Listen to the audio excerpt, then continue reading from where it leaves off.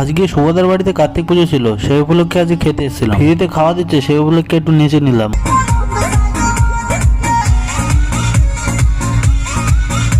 আমার এবার নাচানাচি করা হয়ে গেছে, এবার যাবো আমরা খেতে।